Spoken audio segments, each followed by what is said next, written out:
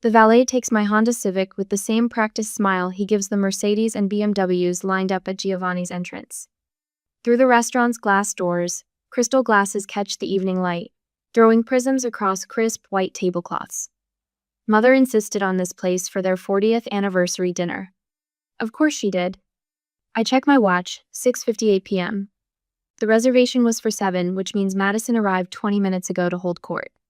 My sister believes fashionably late is for people who don't matter enough to set the tone. The maitre d' glances at my simple black dress, his eyes lingering a heartbeat too long on the scuff mark on my sensible heels. Name? Morgan. I'm with the anniversary party. His expression shifts from polite disinterest to practiced warmth. Ah yes, the Morgan celebration. Your sister mentioned you might be joining us. Might be joining. The words settle like ice in my stomach. He leads me through the dining room, past tables where conversations pause just long enough for diners to note my passage. Mother selected a private alcove near the back, separated from the main dining area by an ornate wooden screen. Madison's laugh carries over the barrier, bright and practiced like everything else about her. I round the screen, and there she is, resplendent in a crimson designer dress that probably cost more than my monthly rent. She's perched at the center of the table, gesturing with perfect French manicured nails as she regales our cousins with what I'm sure is a carefully curated story. Clara, Mother's voice carries just a touch too much surprise. We were beginning to wonder. I check my watch again. 7:02 p.m. Madison doesn't pause her story, doesn't even glance my way. The only empty chair sits at the far end of the table, next to an enormous potted fern that blocks half the view of the room. How fitting. Father rises halfway from his seat, an automatic response to a lady joining the table, but sinks back down when he realizes it's just me. You remember everyone, of course? He waves vaguely at the gathered faces, some familiar, some not. I nod, sliding into my assigned exile by the plant. A young man I don't recognize leans over from the next seat. Sorry, what did you say your name was? Clara. Clara Morgan. His brow furrows. Oh, are you related to Madison? Before I can answer, servers appear with champagne flutes, a choreographed dance of white-gloved hands and sparkling crystal. The envelope in my purse seems to grow heavier. I'd planned to present it during dessert $60,000 saved over 7 years, a gesture of gratitude despite everything, a peace offering, a final attempt. Madison stands, and the whole room seems to lean toward her like flowers following the sun. She raises her glass, diamond tennis bracelet catching the light. To Walter and Linda Morgan. Her voice carries perfectly, each word crafted for maximum impact. Thank you for raising the most incredible only child anyone could ask for. The silence that follows isn't the shocked kind. No one gasps, no one glances my way, no one corrects her. Mother and father beam, raising their glasses in acknowledgement. Uncle Dennis starts to shift in his seat, but Aunt Carol's hand on his arm stills him. Memories flash through my mind like photographs dropping from a shuffled stack. 7-year-old me sitting alone at a school concert while they fussed over Madison's costume for a performance 3 weeks away. 12-year-old me watching from the window as they took her shopping for a special occasion dress, having forgotten to wake me. 16-year-old me at honors night, scanning the audience, finding only empty seats where my parents should have been, but there was Aunt Carol, smiling and waving. Uncle Dennis beside her with his trusty camera. The cousin's boyfriend leans over again. Sorry, what was your name again? My hands are steady as I reach for my purse. The envelope inside, thick, cream-colored, expensive, feels solid and real. I'd chosen it carefully, wanting the presentation to be perfect. Wanting to finally make them proud, to prove I was worth noticing. The room continues its usual orbit around Madison as I stand. No heads turn my way. No conversations pause. I am a ghost, moving through their celebration unnoticed. But for the first time, the invisibility feels like armor instead of a wound. I walk with measured steps to where Carol and Dennis sit, slightly apart from the main group as always. Carol looks up, her kind eyes widening slightly as I place the envelope in front of her. This is for you, I say, my voice quiet but clear. The room falls silent then, conversations dropping away like stones into still water. Madison's laugh cuts off mid-note. Mother's silverware clinks against her plate. Carol's hand trembles slightly as she reaches for the envelope. Clara, what? Open it later. I manage a small smile, real warmth seeping into it as I look at the two people who've actually seen me all these years. When you get home. Dennis's weathered hand covers mine for a moment, a gesture so paternal it makes my throat tight. I turn away before anyone can see the moisture in my eyes, walking past Madison's perfect posture and mother's frozen smile and father's carefully blank expression. The matron appears with my coat, summoned by some invisible signal. As he helps me into it, I catch a glimpse of my reflection in the window. I stand straighter than I have in years. Behind me, the shock is finally settling in. Chairs scrape against the floor. Madison's voice rises, sharp with confusion. Mother calls my name, the tone shifting from surprise to command. I step out into the cool Connecticut evening, and for the first time in 35 years, I don't look back. Now in a flashback, the memories overwhelm me. The first box arrived in March, while I was studying for midterms. Mother knocked once, pushed open my bedroom door without waiting for a response. "Clara, we need to store some of Madison's competition trophies. You don't mind if we put them in here, do you?" She didn't wait for an answer, already arranging gleaming gold figures along my bookshelf. The afternoon light caught each engraved plate. Madison Morgan, first place. Madison Morgan, outstanding achievement. Madison Morgan, rising star. My design textbooks migrated to a cardboard box under my bed. "Just temporary," Mother said, but we both knew better. By May, my walls wore Madison's debate team photos. June brought her honor roll certificates.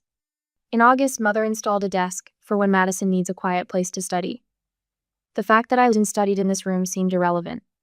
When I announced my acceptance to Rhode Island School of Design, Mother was refolding Madison's laundry. "That's nice, dear." She smoothed invisible wrinkles from a cashmere sweater. "Did you hear Madison got promoted? Junior VP of Communications at 25, the youngest in company history." The Morgan family photo wall told our story in careful chronological order. Madison's first steps, Madison's dance recital, Madison's graduation. I appeared in Christmas photos, always slightly off-center, usually half hidden behind an uncle or cousin. In the rare solo shots, my smile looked uncertain, as if I wasn't quite sure I belonged in the frame. But 3 hours away, in a modest ranch house with wind chimes on the porch, another collection grew. Aunt Carol kept a scrapbook. My first watercolor exhibition at the Community Centera small affair, but she drove through a snowstorm to attend. The local paper write-up of my internship with Preston Design. The business card from my first freelance job. "Look what came in the mail," she would say during our weekly calls, the shuffle of newspaper clippings carrying through the phone line. She read each one aloud, pride warming her voice. "Have you seen this? The Portland Home and Garden feature about your sunroom redesign?" I hadn't. Mother subscribed to that magazine. Uncle Dennis taught me to change a tire on a humid Saturday when my parents took Madison college shopping. "Everyone should know this," he said, demonstrating the proper way to position the jack. "Your father should have shown you years ago." The next weekend, he helped me open my first investment account. The following month, he explained compound interest and the importance of an emergency fund. "Financial independence," he said, tapping the calculator, "means you have to depend on anyone else's approval." I saved carefully after that. Extra clients. Weekend consultations. Every spare dollar tucked away in an account that grew slowly but steadily. $60,000 over 7 years. A thank you to the parents who gave me life, even if they rarely noticed how I lived it. The letter took 16 drafts. "Dear Mom and Dad, thank you for giving me a safe home and an education. I know I wasn't the daughter you expected, but I hope this gift shows my gratitude for the life you provided. The money represents 7 years of work proof that you raised someone who understands the value of dedication and perseverance, even if I express it differently than Madison. With love, Clara."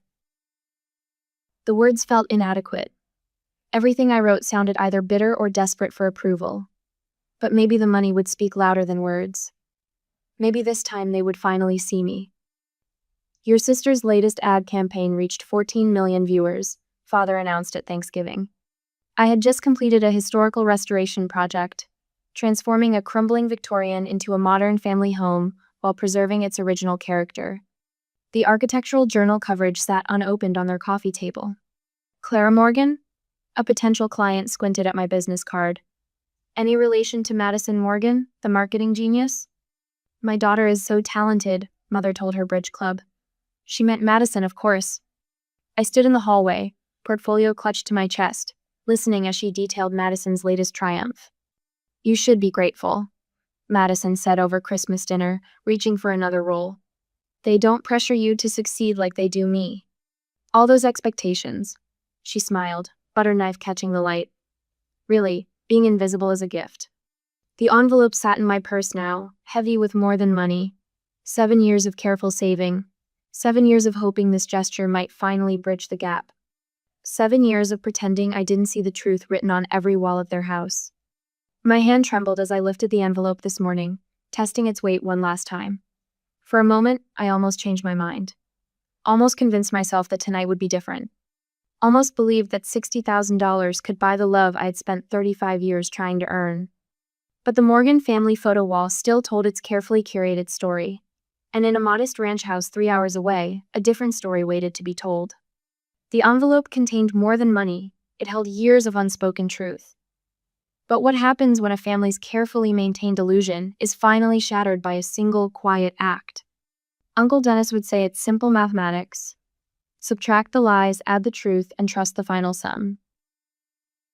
Now in reality, my phone screen blazes with 17 missed calls in the pale dawn light. The timestamps march backward through the night. 6:47 a.m., 4:12 a.m., 2:35 a.m., 11:52 p.m. Voicemails stack up like winter firewood. I let them sit unplayed, watching steam rise from my morning tea. The first message breaks through at 8 a.m. sharp. Father's voice carries that special chill reserved for business enemies and disappointing children.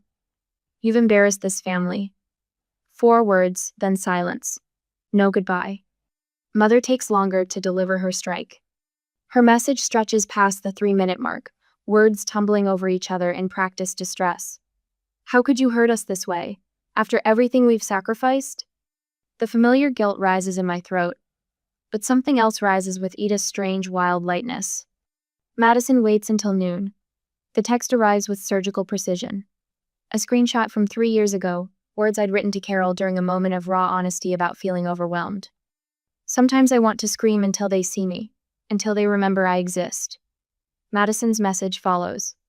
Clearly you've been unstable for a while. We're all very concerned. I block her number. Then my parents. The silence fills my apartment like sunlight after a storm. Carol calls at 2 p.m. Her voice trembles. We haven't opened it yet. You can. The words come easily now. Clara, honey. A rustling sound, then Dennis in the background. More rustling, a sharp intake of breath. This is $60,000. Yes.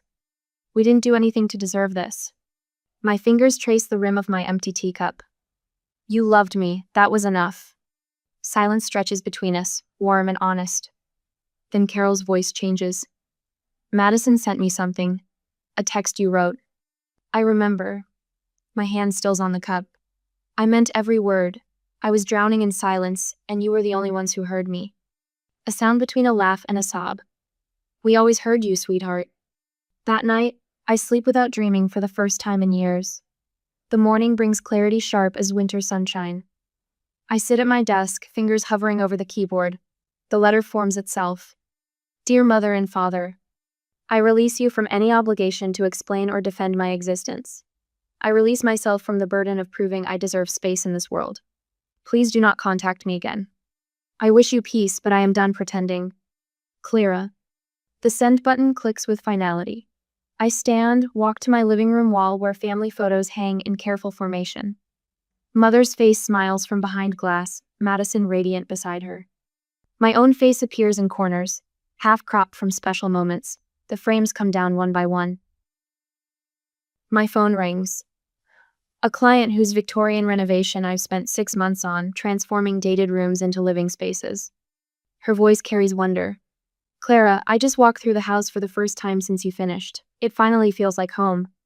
Home. The word echoes as I wrap the family photos in the newspaper.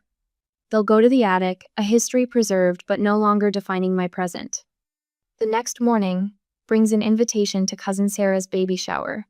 My fingers find the decline button without hesitation. No excuse, no apology. Just, I won't be able to attend. Best wishes for the new arrival. The weight lifts from my shoulders so suddenly I gasp. Years of carefully crafted explanations, of making myself small enough to fit family expectations gone in 2 sentences. A text from cousin James appears. Heard some weird happened at the dinner. You okay? I stare at those 3 words. You okay? The automatic response forms. I'm fine. Delete. Everything's great. Delete. No, I'm not okay. But I will be. Send. The truth sits strange and wonderful on my tongue. I carry it into my next client meeting. The young couple wants to renovate their first home. The wife speaks hesitantly about colors, glancing at her husband for approval. I recognize the familiar dance of making oneself smaller. Tell me about your perfect space, I say, not what you think you should want. What makes your heart feel at home? Her eyes light up. For the next hour, she paints pictures with words-rich jewel tones, warm woods, spaces that wrap around you like a hug. Her husband watches her with growing wonder. I sketch as she speaks, letting her vision flow through my pencil. When I turn the paper toward them, she covers her mouth. That's exactly what I see in my head. How did you know? Because you told me. When we stop apologizing for our truth, beautiful things happen. The words surprise me with their certainty. I touch the silver pendant Carol gave me years ago, remembering her voice. Your vision matters, Clara. Never let anyone tell you different. That evening, I update my portfolio website. No more safe beiges and cautious designs. I fill the page with my boldest work, the sunroom that blooms with stained glass light, the library with its secret reading nook, the kitchen where 3 generations now gather to bake holiday cookies. Spaces that tell stories, spaces that see people. My phone buzzes, a text from Carol. The scholarship paperwork is ready. Are you sure you want your name on it? I think of some future student, feeling invisible, finding proof that being seen matters. That quiet truth deserves celebration. Yes, my name belongs there. The sun sets behind Portland's winter trees. I stand at my window, watching the harbor lights blink on one by one. Each light a home, each home a story, each story waiting to be heard. In the growing dark, I whisper the truth I've carried since that dinner. I see you now. I see me. The harbor bells chime 8 o'clock. 1800. Somewhere in Connecticut, my parents are probably sitting down to dinner. Madison might be planning her next calculated move. But here, in this space I've created, their voices can't reach me anymore. I pick up my sketchbook, open to a fresh page. Tonight, I'll design something just for me. Something that speaks in my voice, without translation or apology. The pencil moves across paper, creating rooms filled with light. 2 weeks later, Uncle Dennis spots their car first. Linda and Walter, he says through the kitchen window, his weathered hands pausing over the tomato plants he's pruning. Aunt Carol's spoon clatters against the mixing bowl, but she continues stirring her banana bread batter as their Mercedes pulls into the gravel driveway. Unannounced, Carol murmurs, sliding the bowl onto the counter. That's new. They watch through the window as Linda emerges from the passenger side, wearing a St. John knit suit despite the casual Sunday afternoon. Walter follows, gripping a leather portfolio like a shield. Carol wipes her hands on her apron, leaving a dusting of flour that matches her silver hair. Ready? Dennis nods, moving to stand beside her. The doorbell chimes. Linda's smile is brittle when Carol opens the door. We need to discuss Clara's episode. Please, come in. Carol's voice carries the same gentle tone she uses for spooked horses at the rescue farm where she volunteers. Walter settles into their worn plaid armchair, his posture rigid against the comfortable cushions. Linda perches on the edge of the sofa, brushing invisible lint from her sleeve. The money needs to be returned, Walter announces without preamble. For the sake of family harmony. Dennis folds his arms across his chest. The gesture makes his John Deere t-shirt stretch across shoulders still strong from decades of real work. We don't take from family. His voice holds the quiet certainty of a man who spent 40 years teaching high school physics. But we do accept gifts. Linda's fingers twist her pearl necklace. You don't understand what this is doing to Madison. She's devastated. I imagine she is, Carol says, settling into her rocking chair. The wood creaks softly, a sound that soothed countless family gatherings. Truth often has that effect, Walter slaps the portfolio onto their coffee table, sending Carol's latest issue of Better Homes and Gardens sliding onto the floor. We've prepared documentation. Clara's behavior has been concerning. Has it? Dennis retrieves the magazine, smoothing its pages with careful hands. From where we sit, she's never been clearer. The lawyer's letter arrives 3 days later, heavy cream paper carrying veiled suggestions about Clara's mental state when making the gift. Carol reads it twice, then files it carefully in the folder where she's kept every card and program from Clara's events over the years. Madison's campaign starts subtly. A Facebook post about supporting loved ones through difficult times. A carefully curated photo of her comforting their mother. Comments flood in, asking what's wrong, allowing Madison to spin her story of concern. I just worry about Clara, she tells their cousin Sarah over coffee at the country club. Her voice carries just enough for the next table to hear. She's always been sensitive. Remember when she missed my high school graduation? Mother tried so hard to help, but you know how Clara gets. The truth that Clara had been in the emergency room with appendicitis while Carol held her hand doesn't fit Madison's narrative. In the next few following days, Clara's clients start mentioning their concerns. Mrs. Whitman, reviewing swatches for her sunroom, brings it up casually. Your sister called. She's so worried about you, dear. Said something about erratic behavior? Clara sets down her fabric samples. Mrs. Whitman, would you say my work has been erratic? The older woman glances around her half-finished sunroom, where Clara's design has transformed a dark space into a symphony of light and comfort. No, she says slowly. Actually, you're the most reliable professional I've ever worked with. Then let's focus on selecting the perfect fabric for your window seats. Clara's phone buzzes constantly with family members choosing sides. She lets their messages pile up, unread. Her social media stays quiet, no defensive posts, no public battles. She posts only her work, before and after photos, design tips, client testimonials. Coastal Living magazine features her renovation of a sea captain's house. Morgan's honest, unpretentious aesthetic breathes new life into historical spaces. The article reads, her designs feel like coming home. New clients seek her out specifically because of her authenticity. No showhouse glitter, one tells her. Just real homes for real people. The surprises come in small ways. A card from her father's college roommate. I was at your 3rd grade art show. Your parents missed it, but I saw your talent then. Still do. A message from a second cousin. They did the same thing to my mother. Call me if you need to talk. On Friday, a local design school student appears at her office. Mrs. Peterson said you might be willing to mentor me? Clara recognizes Carol's handwriting on the girl's reference letter, sees her own younger self in the hopeful eyes. Tell me about your dreams, Clara says, pulling up a chair. The scholarship announcement appears in the local paper on Tuesday next week. The Carol and Dennis Peterson Design Scholarship, established in honor of Clara Morgan, will provide annual support to emerging artists and designers who demonstrate exceptional promise. Clara reads the notice over her morning tea, sunlight streaming through the windows of her apartment. Her calendar notification pings. Christmas, Carol and Dennis. Her design schedule fills steadily. A historic farmhouse renovation, a young family's first home, a waterfront cottage being transformed for retirement dreams. Each project chosen for substance over flash, each client seeking something real. The silence in her apartment wraps around her like a favorite blanket. No performance required, no constant vigilance, no need to make herself smaller to fit someone else's story. She waters her windowsill herbs, basil, thyme, rosemary, the plants Carol helped her choose when she first moved in.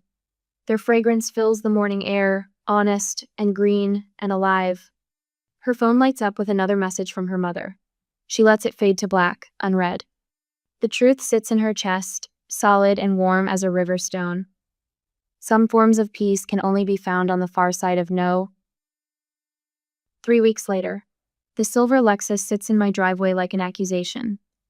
Walter and Linda Morgan, perfect posture intact, wait on my front porch as if they belong there. The winter sun catches Linda's pearl necklace, throwing small rainbows against the weathered wood siding of the house they've never bothered to visit before. My fingers tighten around my steering wheel. Their presence feels like an invasion, especially with that manila envelope clutched in Walter's manicured hands. I've seen enough family photos over the years to recognize a manipulation attempt when I see one. Something shifts in my chest, not fear, not anger, but a strange calm.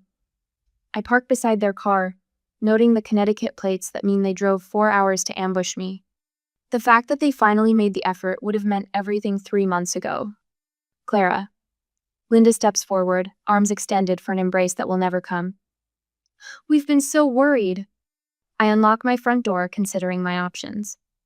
The Clara they remember would have stood on the porch, letting the January wind steal her warmth while they wrote the script. But that Clara doesn't live here anymore.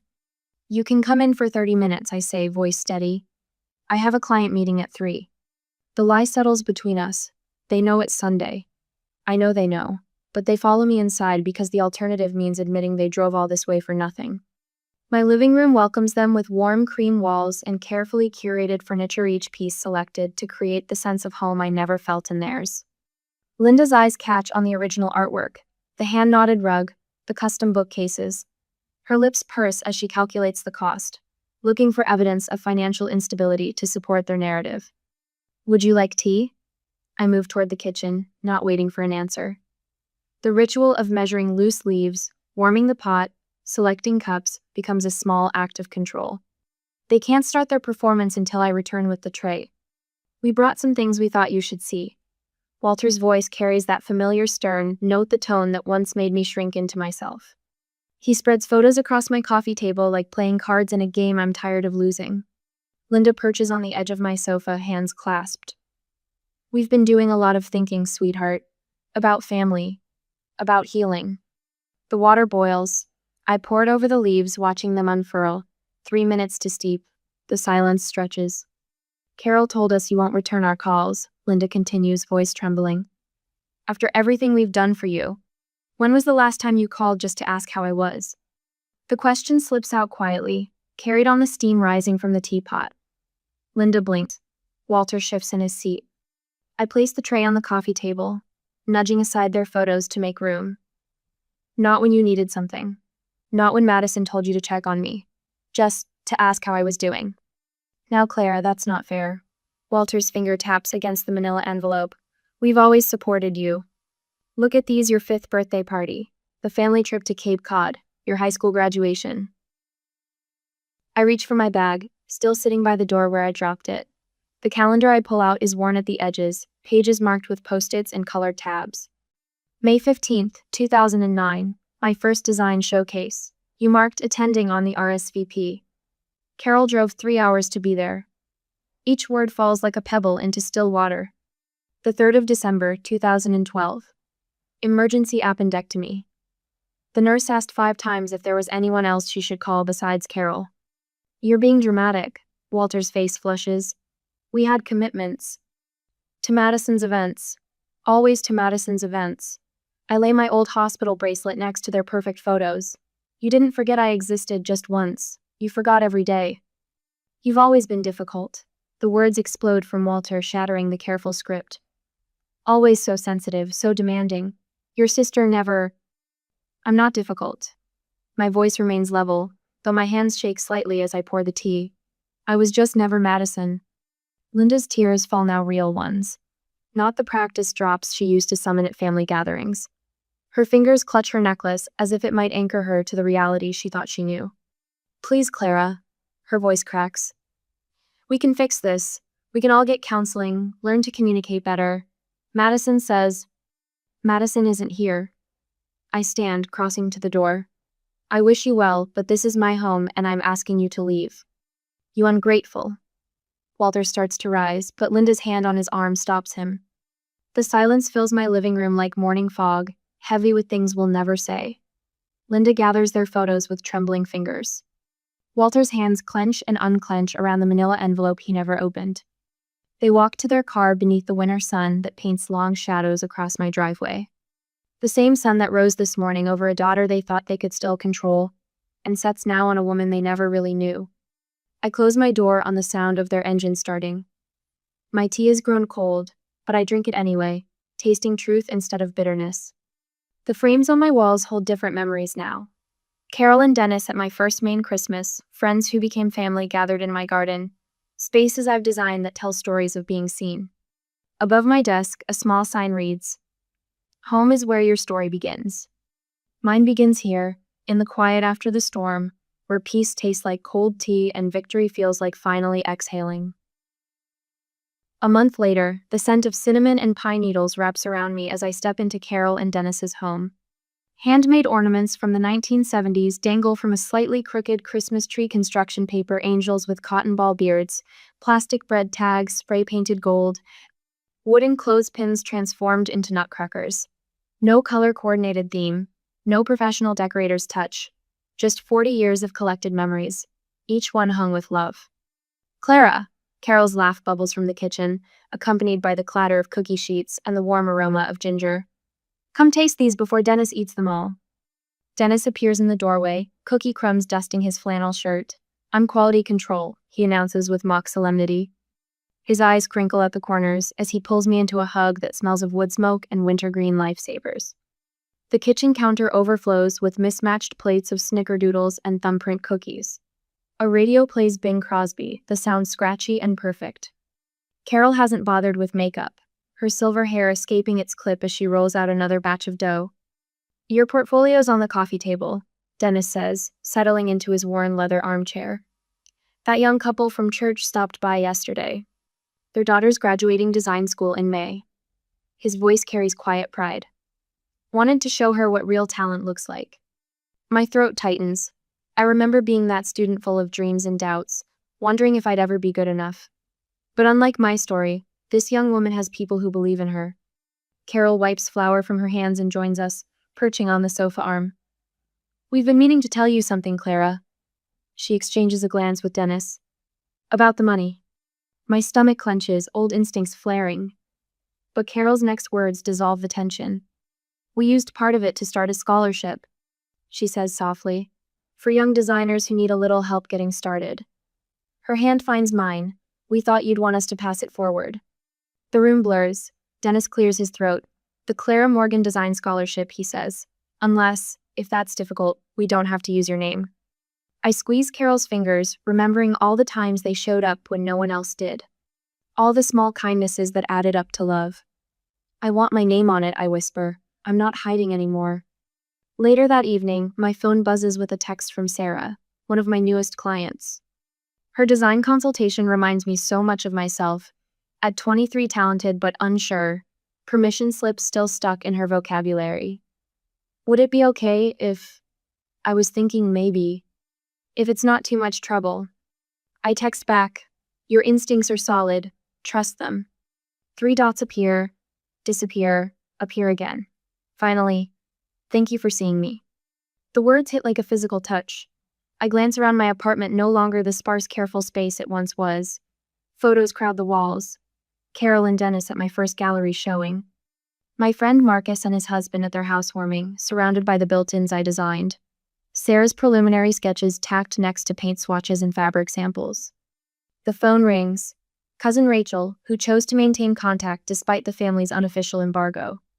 "Just checking in," she says. No pressure, no agenda, just connection. Carol's question from dinner echoes in my mind. "Do you regret it?" I sink into my favorite reading chair, the one I reupholstered myself in soft velvet the color of sea glass. Outside, snow falls in lazy spirals, each flake visible in the glow of my porch light. Tomorrow I'll meet Sarah for coffee, then stop by the local design college to mentor their winter graduates. Next week, Carol and Dennis are helping me host a New Year's open house, and nothing fancy, just good food and better company. "Not at all," I answered Carol. "I didn't walk away from my family, I walked toward one." The truth of those words settles into my bones like warmth. Some might see empty chairs around my holiday table, hear silence where blood relations should speak. But I see the spaces filled with chosen family, hear laughter unmarred by comparison or competition. I see myself, finally visible, moving through my own life with quiet confidence. The snow continues falling, each flake finding its perfect place in the gathering dusk. Like me, they don't need permission to belong exactly where they land.